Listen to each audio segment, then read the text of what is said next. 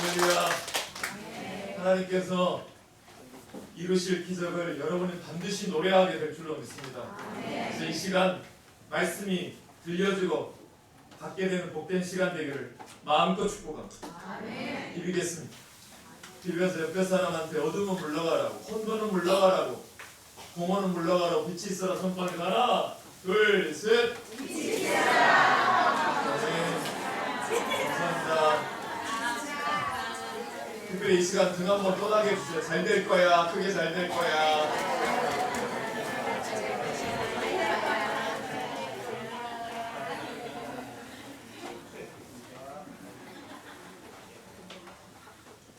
저는 경도 청년 원풀로 보고 싶습니다. 이쪽으로 오시면 반절만 보이니까 이쪽으로 오시면 더 가득하게 볼 것 같습니다. 자, 이 시간도 말씀이 주는 귀한 위로와 확신이 있기를 축복합니다. 여러분 인생에서 가장 큰 기적이 뭘까요? 여러분이 경험하신 큰 기적이 혹시라도 있으십니까? 인생에서 가장 큰 기적이 뭘까 생각해 보니까 명징하게 딱 한 가지가 생각이 나더라고요. 내가 죽었다가 살아나는 경험입니다. 완전 죽은 목숨이었는데 다시 살아나는 것이 우리가 경험할 수 있는 최고의 기적이지 않을까 싶어요. 도저히 살 가망 없던 내가 살아나는 것, 이거 기적입니다. 이것이 곧 성경에서 말하는 구원입니다. 뭘 해도 결국 죽었더라 라고 끝나는 구약의 인생이었으나 예수가 생각하지도 못하게 우리 인생에 개입해서 생명으로 옮겨진 기적, 이것이 구원인 줄로 믿습니다. 그래서 교회는 무슨 공동체이냐면 알아서 해보세요. 기적 공동체. 네. 있을 수 없는 일이 일어나는 곳이 교회입니다. 신앙은 이 경험을 기억하는 것이고 구원받는 것이 무엇인지 우리는 꼭 기억해야 합니다. 이 구원을 경험하고 모이는 곳이 교회입니다. 이 경험을 기억하면요, 유대인과 이방인이 하나가 되는 있을 수 없는 일이 일어납니다. 오늘 본문 말씀 제목처럼 둘이 하나가 되는 있을 수 없는 기적이 일어난다는 것이죠. 그런데 이것을 세상이 보고 놀라했습니다. 그것이 어디냐면 초대교회였습니다. 그 초대교회로 모인 너희들은 그때 일을 생각하라는 내용을 담고 있는 게 오늘 본문 내용입니다. 에베소서 2장은 크게 두 부분으로 나눠볼 수 있습니다. 에베소서 2장 1절부터 10절까지는 한 주제를 담고 있고요. 또 11절부터 22절 마지막까지가 또 한 주제를 전혀 다른 주제를 가지고 담고 있습니다. 전반부인 1절부터 10절까지의 주제는 개인에게 주시는 하나님의 놀라운 은혜의 일들을 다루고 있고요.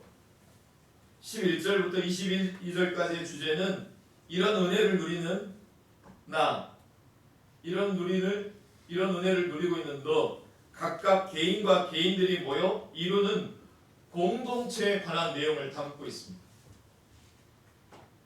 이 전반부와 후반부가 전혀 다른 주제입니다. 그런데 하나님은 사도 바울을 통하여 개인 구원의 이야기를 다루는 전반부와 공동체 이야기를 다루는 후반부 사이에 접속사 하나를 넣었습니다. 그게 뭘까요? 그러므로라고 하는 접속사로 전반부와 후반부를 연결시키고 있습니다. 이것이 뭘 의미하는 것일까요? 우리는 전반부 1절에서 어둠의 자식이었습니다.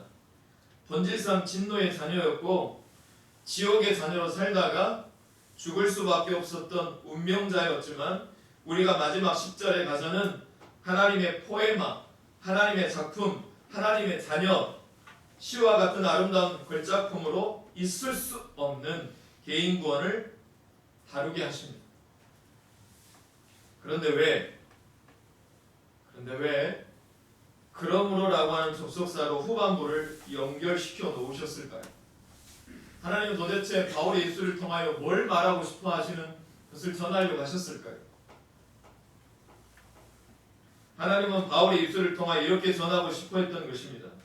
신앙생활이란 개인이 이 땅에서 잘 먹고 잘 사는 것으로 끝나는 게 아니라는 것입니다. 예수 믿으면 영업 매출이 오르고, 예수 믿으면 승진하고, 예수 믿으면 넓은 집으로 옮겨가게 되고, 예수 믿으면 내 자녀가 잘되어 좋은 가족 이루는 것은 분명한 복입니다. 전 매일같이 성도님들의 이 복이 여러분 가정에 끝도 없이 가문 가운데 이루어지길 축복합니다. 그러나 이런 개인적으로 잘 먹고 잘 살았더라라고 하는 여느 동화나 드라마 마지막 종결이나 영화처럼 권선징악으로 끝나는 게 신앙의 전부가 아니다라고 말하고 있는 것입니다. 그럼 내가 하나님의 전적인 은혜로 구원받았다라는 감격이 여러분에게 있으십니까?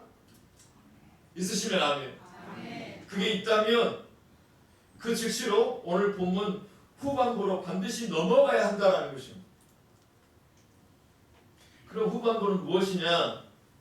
나에게만 임하는 은혜에만 집중하는 것이 아니다. 내 기분, 지금 내 기분, 내 옳고 그름을 뛰어넘어야 한다. 내가 귀하다면 그 상대방도 귀하다.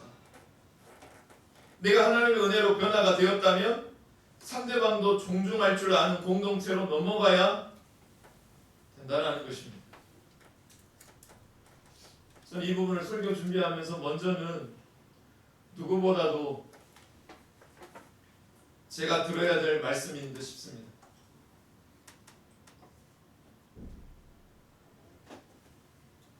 그런 것 같아요.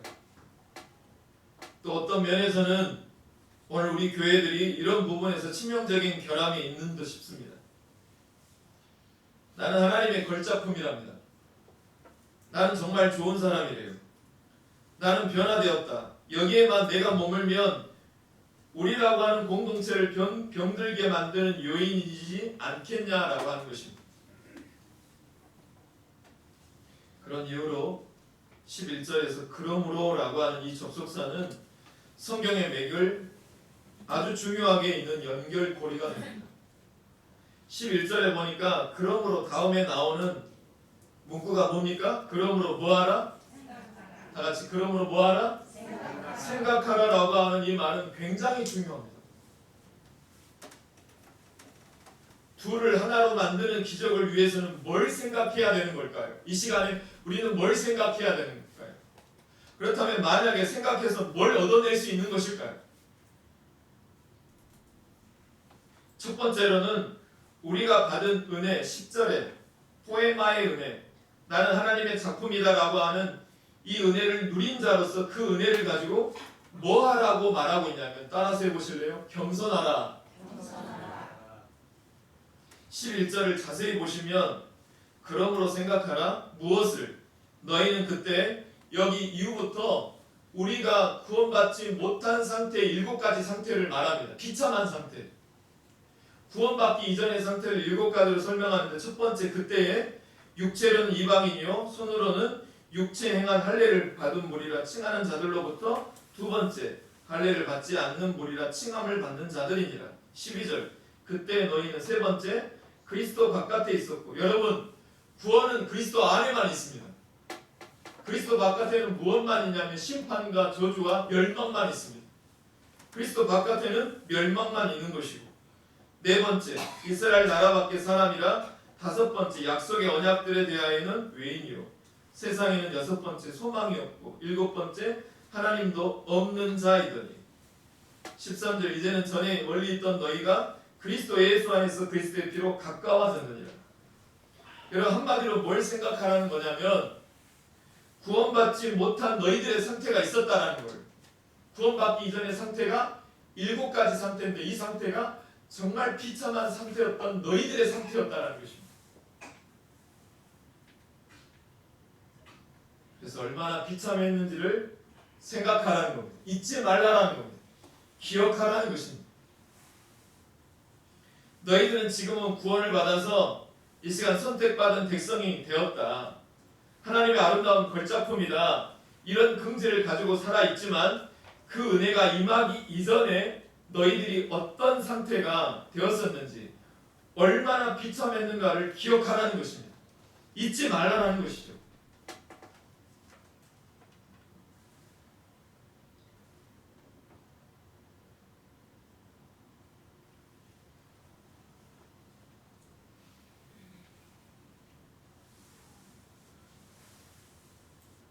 이렇게 우리가 은혜 받기 이전에 비참한 상태를 기억하며 이것을 생각하면은 여기서 내가 더 이상 더 부릴 수 있는 욕심이 있을까 싶습니다. 내가 목사인데가 아니라 나 같은 자가 목사일까를 생각해야 합니다. 그때 내 인생의 가장 밑바닥에 있을 때, 가장 처참한 자리에 있을 때, 누구도 나를 이렇게 사람이나 목사 무시하며 살 거라고 생각하지 못하던 때, 어떠한 은혜로 나를 이 자리까지 인도해 주셨는데 라고 하는 것을 생각하면 저는 이 자리가 너무 과분하고 감사할 뿐입니다. 실제로 갈수록 과분하다 여겨집니다. 본문 11절에서 그 이방인이 실제로 이 자리에 있는 저희고 할례받지 못한 자가 저희고 우리입니다. 그러므로 여러분 겸손하라는 것입니다. 이것을 기억하라는 것입니다. 이것을 기억하면 절대로 타인에 대해서 교만해지지 않습니다. 교만할 수 없습니다. 그렇지 않다면 여전히 네 자신이 겸손하지 않는 덜 깎여진 다윗이상이라는 것이죠. 내 꼴이 어떠했는데 내게도 은혜가 임하지 않으면 나도 유대인들처럼 저런 짓을 할 수밖에 없었을 텐데, 나도 저런 미숙한 자리에 빠졌을 텐데. 제가 자주 설교상에서 여러분에게 등장시켰던 말씀이 그거였죠. 빌립보서 2장 1절에서 3절에 보니까 겸손한 자의 마음이 어떤 마음인지 매번 등장시킵니다. 그러므로 그리스도 안에 무슨 권면이나 사랑에 무슨 위로나 성경에 무슨 교제나 동일이나 자비가 있거든 하물며 같이하여 같은 사랑을 가지고 뜻을 합하여 한 마음을 품어. 그 다음에 나오는 말이 아무 일이든지 다툼이나 허용으로 하지 말고 오직 어떤 마음으로, 겸손한 마음으로 각각 자기보다 남을 더 낮게 여기고. 겸손한 마음이란 상대방을 나보다 낮게 여기는 마음입니다. 과연 먼저는 저와 나중은 여러분은 과연 이 겸손이 특별히 설교자인 나에게 있는가를 더 깊이 생각해 봅니다.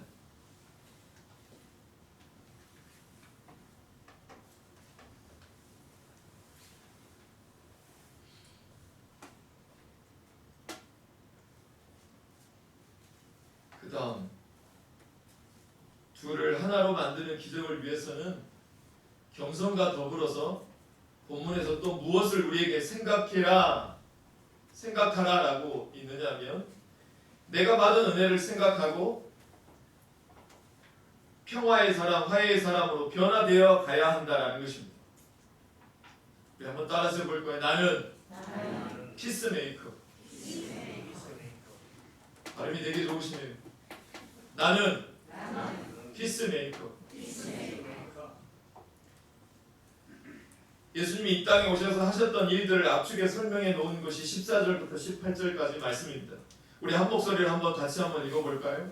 14절부터 시작.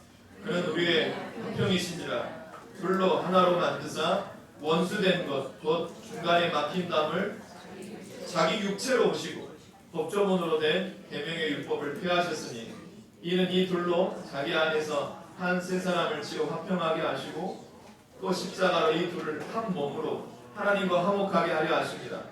원수된 것을 십자가로 소멸하시고 또 오셔서 먼 데 있는 너희에게 평안을 전하시고 가까운 데 있는 자들에게 평안을 전하셨으니 이는 그로 말미암아 우리 둘이 한 성령 안에서 아버지께 나아감을 얻게 하려 하십니다. 할렐루야.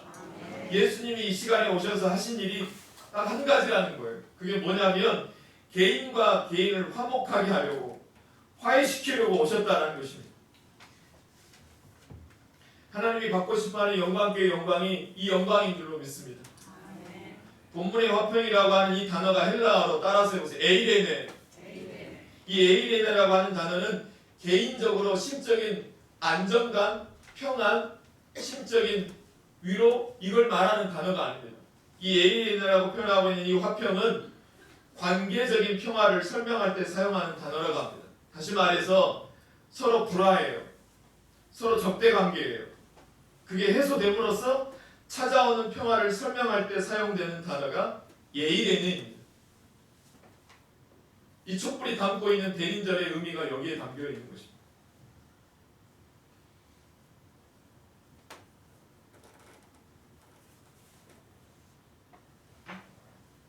예수님께서는 우리가 누려야 될 이 에이레네를 위하여 이 땅에 오셨고 십자가를 지셨고 막힌 담을 허물어 주셨습니다. 그런데 중간에 막힌 담을 뭘로 허무셨냐면 자기 육체로 허무셨습니다. 자기 육체로 법조문으로 된 계명의 율법을 폐하셨습니다. 이걸 현대인의 성경을 찾아 들어가 봤더니 이렇게 기록해 놓고 있습니다. 제가 읽어봐 드릴게요. 그분은 자신의 죽음으로 우리 사이에 강한 적대감을 제거해 주신 것입니다. 우리 사이에 있는 이 무서운 담, 그 무서운 적대감은 주님의 말로 하는 훈계나 교훈이 아니라 그분의 희생, 그분의 죽으심, 그분의 십자가로만 가능해졌습니다. 여러분, 내 삶 가운데서 저부터 비롯해서 모든 그리스도인들이 반성해야 되는 건 뭘까요? 우리는 날마다 그 담을 입으로만 말합니다. 화해하세요. 화해하자. 친하게 지내자.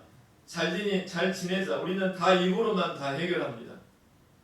그런데 거기에 희생이 따르지 않고 그의 죽음이 따르지 않고는, 십자가가 따르지 않고는 나와 너 사이에 형성된 담은 허물어지지 않는다는 이야기입니다.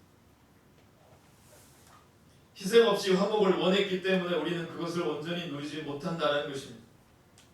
사랑하는 성도 여러분, 온전히 하나님의 은혜로 변화받은 피조물들에게는 하나님께서 주신 사명이 있습니다. 그것이 무엇이냐면 저와 여러분 이 시간 평화의 사도로 임명받았음을 기억하시기를 축복합니다. 우리는 십자가의 은혜를 받았으면 하나님의 나는 자녀다, 하나님의 작품이다 라고 하는 이 포에마의 사랑에서 11절로 넘어와야 합니다. 공동체를 돌아보고 우리를 살펴보고 함께 이 사랑을 나누어야 된다라는 이야기입니다. 촛불처럼 나를 태워서요. 하고 싶은 말, 하고 싶은 기분을 태워야 합니다. 그럴 때 세상이 놀란다라는 것입니다. 여러분에게 이 질문을 드리면 어떤 대답이 많이 나올까? 저 이 대답이 나올 것 같습니다. 여러분, 교회 특징을 하나만 이야기한다면 어떤 특징을 말할 수 있으시겠어요? 교회 특징은 한 가지라 한다면 무슨 특징이 있습니까?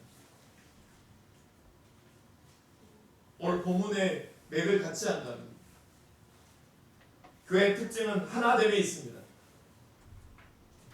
처음에 교회가 생겼을 때 세상이 깜짝 놀랐습니다. 있을 수가 없는 일이 벌어진 겁니다. 사도행전 2장 44절 47절에 보면 제가 읽어봐 드릴게요. 믿는 사람이 다 함께 있어 모든 물건을 서로 통용하고 또 재산과 소유를 팔아 각 사람의 필요를 따라 나눠주며 날마다 마음을 같이하여 성전에 모이기를 힘쓰고 집에서 떡을 떼며 기쁨과 순전한 마음으로 음식을 먹고 하나님을 찬미하며 또 온 백성에게 칭송을 받으나 주께서 구원받은 사람을 날마다 더하게 하시느니라. 할렐루야. 세상에 어떻게 이런 일이 벌어질 수 있을까요? 벌써 놀라시잖아요. 사람들이 모여서 자기가 가지고 있는 재산을 자기 것이라고 주장하지 않고 다 내놓아요.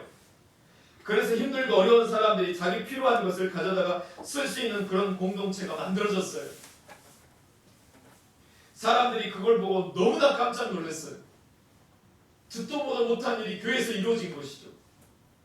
하나가 되었대. 이건 기적이구나. 하나님이 함께하지 않으면 있을 수 없는 일이구나. 그래서 사람들이 교회로 몰려드는 거였어요.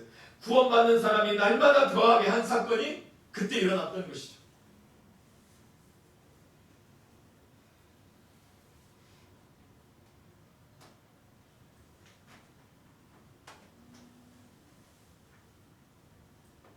교회의 영광은 여기에 있습니다. 하나 되는 기적이 일어나는 것이죠. 이 기적의 핵심은 유대인과 이방인이 하나 되는 것입니다. 여러분 사도행전 10장에 보면 베드로가 로마의 백부장이었던 어떤 가정에 찾아가죠? 고넬료라고 하는 이방인 백부장에 찾아갑니다. 이 사람도 이방인입니다. 고넬료 집에 성령이 임합니다. 베드로가 기절초풍하는 줄 알았습니다. 왜요? 세상에나 이방인들에게도 성령이 임하다니. 이 말이 무슨 뜻이냐면 이방인들도 하나님의 자녀가 되었다는 말입니다. 왜 그것이 그렇게 놀랐을까요? 그럴 것이 당시 유대인들은 머릿속에 생각하는 풍조가 있어요. 우리가 일본이 나면 여러분 축구 경기나 어떤 경기를 해도 우리는 일본을 어떻게 해야 돼요? 이겨야 돼요. 거기 앞에다가 뭘 붙여야 돼요? 반드시 이겨야 돼요. 일본인만 하면 이런 생각이 우리 모든 전 국민이 다 같은 마음을 가지고 이를 앙당 물어요. 평소에 축구 안 보셨던 82세 할머니가 축구를 앞에다 두고 보신다니까요. 일본이라는 주제 때문에. 마찬가지로 유대인들도 이방인하면 머릿속에 딱 스쳐가는 생각들이 딱 머리에 정해져 있어요. 그들에게는 왜 하나님이 이방인들을 왜 만드셨나라고 생각했냐면 여러분 지옥이 불구덩이잖아요. 그러다 보니 유대인들이 뭐라고 생각했냐 이렇게 생각했어요.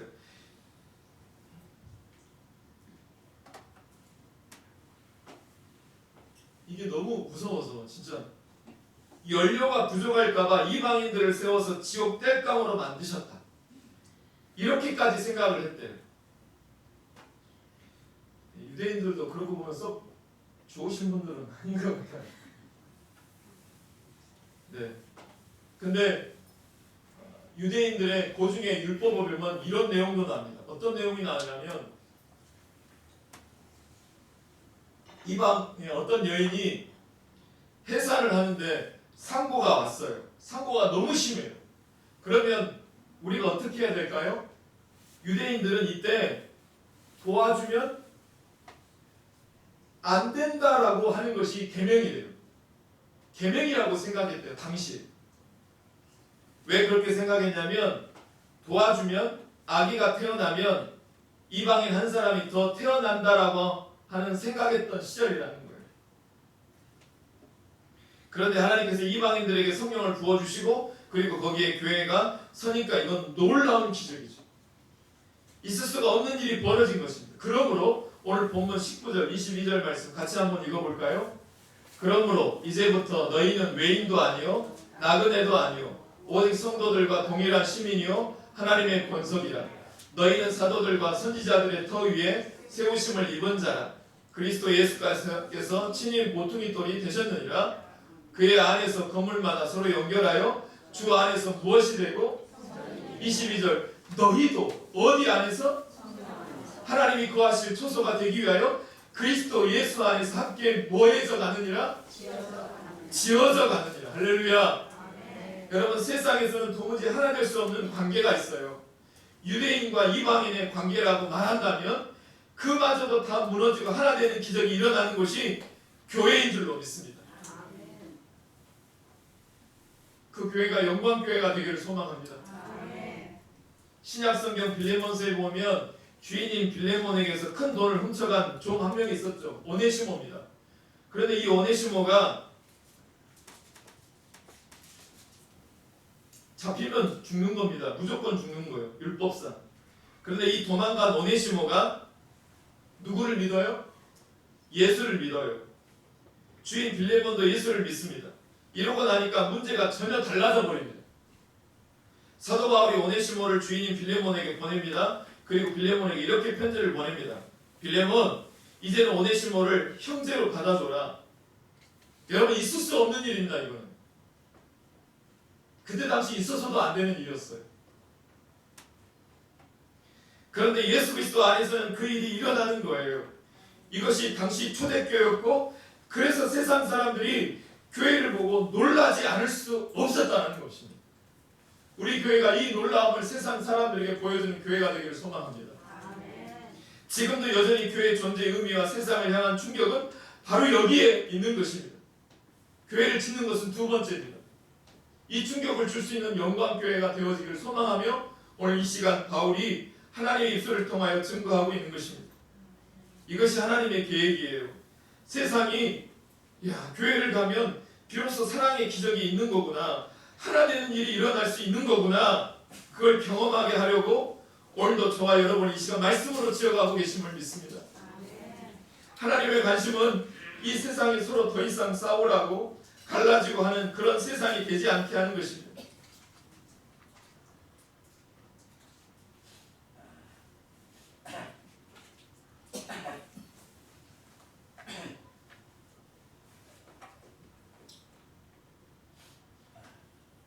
하나님은 원래 세상을 만드실 때 그렇게 만드시지 않았습니다. 그런데 죄가 들어오고 마귀가 우리 인간 사회를 실제적으로 지배하기 시작하면서부터 그렇게 된 것입니다. 모든 다툼과 갈라지는 배후에는 악한 영이 역사하는 것을 기억해야 합니다. 그걸 알고 나면 보는 게 정말 달라집니다. 달라져야 합니다. 저부터서도요. 하나님은 세상에 하나 되는 기적을 이루시려고 영광교회 성도들과 영광교회를 이 시간도 쓰시려고 하십니다. 전적인 하나님의 은혜로 자녀된 저와 여러분, 하나님의 자녀된 신분을 얻은 각각의 개인 성도 여러분, 그러면 어떤 상황에서든지 저와 여러분이 하나님의 피스메이커로 그 가정에, 그 교회로 모이게 하신 사실을 기억합시다. 잊지 맙시다. 오늘 말씀은 겸손한 자로 평화의 메이커로 저와 여러분을 이 시간 임명하고 있습니다.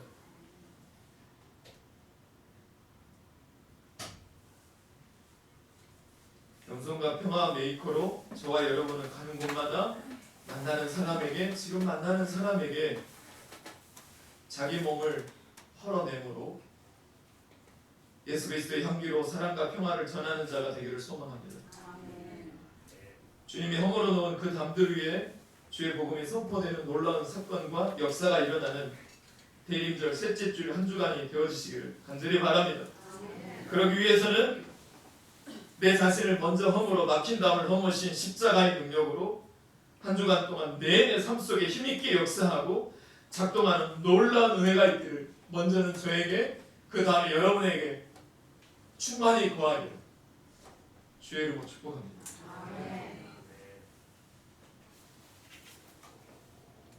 내려오기 전에 우리 옆에 사람 보고 당신은 평화의 메이커입니다. 시작.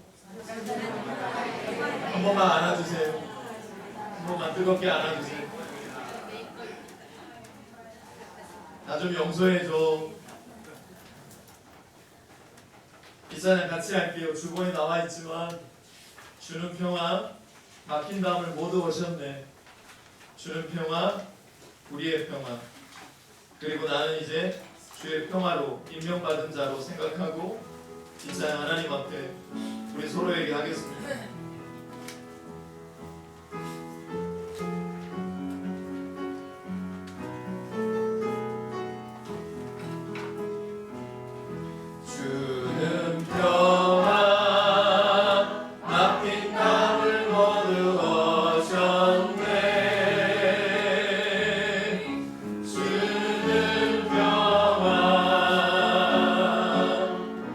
우리의 평화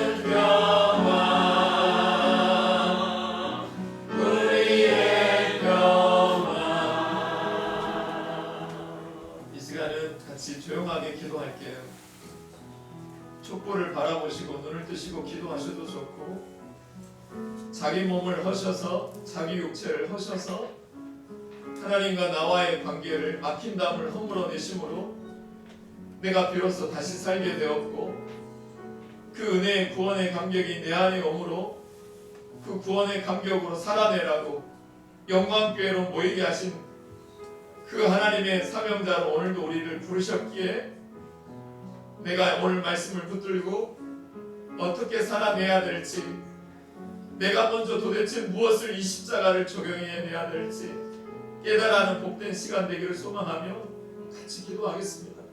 사랑해 주시옵소서. 오늘도 말씀을 주옵소서. 또 말씀을 주시옵소서.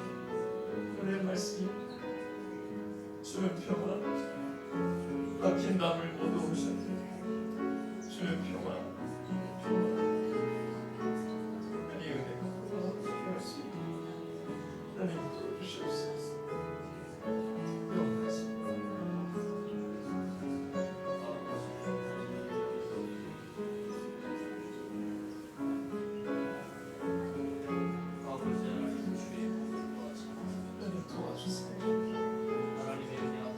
하나님의 사랑으로 성화되어 수 있도록 오늘도 말씀으로 나를 깎아주시고 깨어지게 하시고 설명할 수 없는 그 은혜가 내게 있을 수 있도록 하나님 도와주시고 주옵소서. 하나님 그 은혜를 도와주옵소서. 말해주지 않으며 하나님 인도하여 주옵소서. 그 은혜가 있기를 소망합니다. 하나님, 자신이 죽어짐으로 우리 사이에, 하나님과 나 사이에 강한 적대감을 제거해 주신 것을 기억하게 하여 주옵소서. 우리 사이에 있는 이 무서운 담, 그 무서운 적대감이 말로 하는 훈계나 교훈이 아니라 그분의 철저한 희생, 그분의 죽으심, 그분의 십자가로 가능해졌음을 그러므로 생각하게 하여 주옵소서. 그러므로 겸손하게 하여 주옵소서. 그러므로 평화의 사람으로 되어져 갈 수 있도록 오늘도 설교하는 저를 먼저 깎아주시고, 말씀을 받는 성도들과 더불어서 세상이 놀라서 영광교회는 세상에 있을 수 없는 하나님의 역사가 이 교회는 있구나라고 하는 놀라운 표적들이 일어나므로 날마다 구원받는 사람이 더해지는 아름다운 하나님의 뜻을 이루어드리는 영광교회가 우리가 되게 하여 주옵소서. 이 모든 말씀 막힌 담을 모두 하셨던 예수 그리스도 이름으로 축복하며 감사 기도합니다. 다 같이 일어나셔서 620장 옆에 사람 손잡고 찬송함으로 세상을 향하여 나아가시겠습니다.